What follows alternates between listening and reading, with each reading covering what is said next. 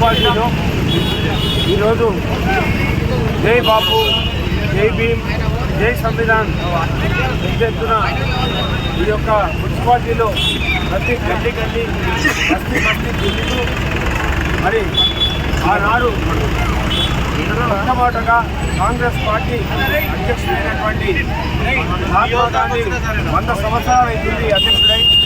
మరి ఈరోజు ఏ విధంగా అయితే పార్లమెంట్లో అంబేద్కర్ను అవమానపరిచినటువంటి మరి అమిత్ షాను అదే మోడీకి డిమాండ్ చేయడం జరుగుతూ ఉంది. రాజ్యాంగాన్ని తుంగలో తొక్కి రాజ్యాంగమే లేకుండా చేసే పరిస్థితి చేసేటువంటి బీజేపీ ఈరోజు అమిత్ షా అంత కించపరిస్తే కూడా మోడీ పట్టించుకోవడం లేదు. అందుకే మేమందరం కూడా దేశవ్యాప్తంగా కాంగ్రెస్ పార్టీ ఒక నిర్ణయం తీసుకుంది. ఈ రాజ్యాంగం అనేది భారతదేశ ప్రజలకు అందరికీ కూడా ఉపయోగపడేటువంటి పరిస్థితి ఉంటుంది. ఈ విధంగా కాంగ్రెస్ పార్టీ ఎప్పుడు